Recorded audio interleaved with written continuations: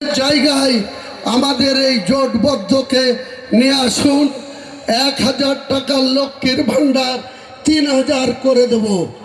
1,20,000 টাকার ঘর 2 লক্ষ টাকা করে দেওয়া হবে। বাংলার কোনো পরিযায়ী শ্রমিককে বাইরে কাজ করতে যেতে হবে না। আমরা কর্মসংস্থান করে দেব। আমরা যে প্রজেক্ট করছি এখানে কিছু না হলে 5,000 লোকের কর্মসংস্থান হবে। এরকম মুর্শিদাবাদে যে শিল্প তালুক আজকে এত বছর ধরে ফেলে রেখেছে, মিথ্যাচারী মমতা বন্দ্যোপাধ্যায় কিছু করেনি, আর 1 মাসে কিছু করতেও পারবে না। যতই চেষ্টা করুক, যতই মিথ্যা কথা বলুক, আপনারা বিশ্বাস করবেন না।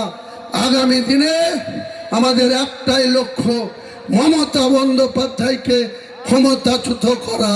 সাম্প্রদায়িক বিজেপিকে বাংলার মাটিতে তাদের শিকড় শক্তিশালী করতে আমরা দেব না। আমাদেরকে বলা হচ্ছে ভোট কাটুয়া।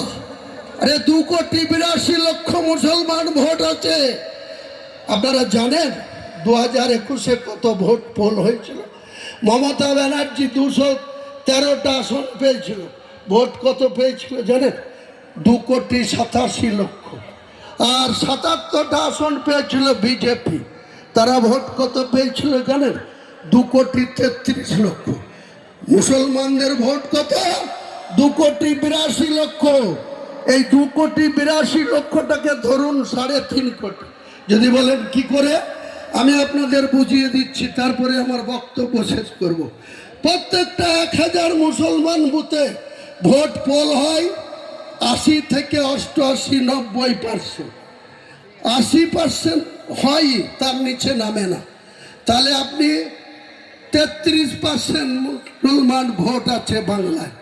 33%টা 80% ধরুন, তাহলে ওটা পোল আরও 10% বেড়ে 43% হয়ে যাবে। আর হিন্দু বুথে যান, মমতা ব্যানার্জি যেখানে ভবানীপুরে নির্বাচিত হয়, সেখানে হাইয়েস্ট ভোট কত পার্সেন্ট হয় জানেন? 58%। 58%।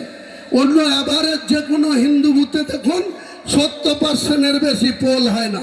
তাহলে মুসলিমরা কিন্তু সোনাতে খাদ দিয়ে গহনা বানাতে হয়, কিন্তু মুসলিমরা বুথে বুথে কোনো খাদ রাখে না, কোনো ত্রুটি রাখে না। ঘুগনি মুড়ি খেয়ে 80 থেকে 90% ভোট পোল করে আপনাকে সরকারে বসায়।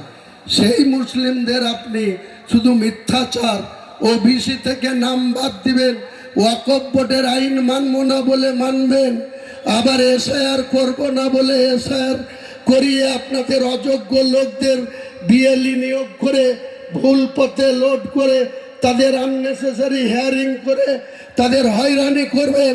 আর সেই মুসলমানরা আপনাকে আবার ভোট দিয়ে 4র্থবারের জন্য মুখ্যমন্ত্রী করবে? কোনো মতেই না। আর মুসলিম ভাইরা আপনাদেরকে যখনই বলবে যে তোমরা ভোট কাটুয়া, ওরা একটাই বুলি শিখেছে যে তোমরা মমতা ছাড়া তোমাদের উপায় নেই। মমতাকে ভোট না দিয়ে অন্য কাউকে ভোট দিলে বিজেপি এসে যাবে। আমি বলছি বিজেপি আসবে না। বিজেপিকে রোখার দায়িত্ব আমরা নেব। আমরা বিজেপিকে 100 পার করতে দেব না।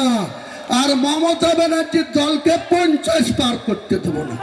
250-এর লম্পঝম্প অভিষেক তোমাকে বুঝাবো, 1 মণ ধানে ক কেজি চাল হয়। আগামী দিনে ওয়েট করো। হুমায়ুন কবির বাজি রেখে বলছি, তোমার যতই অর্থ থাক, যতই তুমি র্যাম তৈরি করে বক্তৃতা করো, আগামী তুমি যেখানে বক্তৃতা করবে তার 48 ঘন্টা থেকে 72 ঘন্টায় আমি আমাদের জোট সঙ্গীকে নিয়ে সেখানে তোমার রাজনৈতিকভাবে মোকাবেলা করব। প্রস্তুত আছি। তাই আরেকবার সেই 1 মে 2024 সন্ধ্যা 7 ঘটিকায় আমি যে কথা বলেছিলাম হিন্দু ভাইদের জন্য, যে প্রয়োজনে আমি 2 ঘন্টার মধ্যে আপনাদের ভাগীরথীতে ঝাঁপ দেওয়াতে পারি, কাটবো বলিনি। কিন্তু ভারতবর্ষের প্রধানমন্ত্রী আমার বিরুদ্ধে অনেক কথা বলেছে। আসামের মুখ্যমন্ত্রী হিমন্ত বিশ্ব শর্মা আমার বিরুদ্ধে অনেক কথা বলেছে।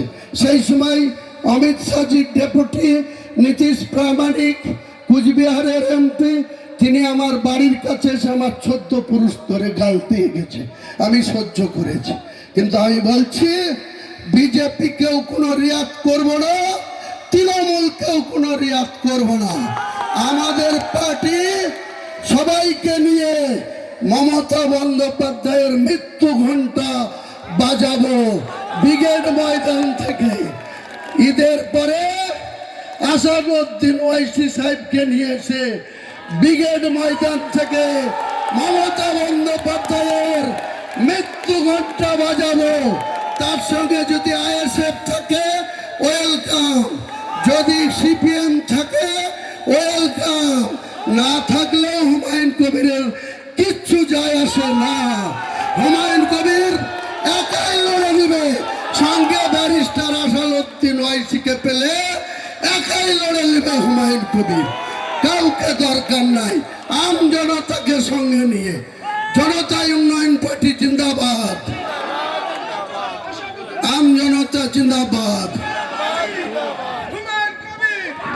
আসাদুদ্দিন ওয়াইসি, হুমায়ুন কবির, আসাদুদ্দিন ওয়াইসি, হুমায়ুন কবির, হুমায়ুন কবির জিন্দাবাদ, হুমায়ুন কবির জিন্দাবাদ, হুমায়ুন কবির জিন্দাবাদ, জনতা উন্নয়ন পার্টি জিন্দাবাদ, জনতা উন্নয়ন পার্টি জিন্দাবাদ।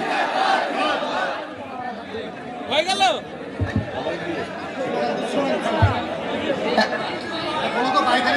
একটা বাইক হারিয়ে গিয়েছে, গাড়ির নাম্বার WB 52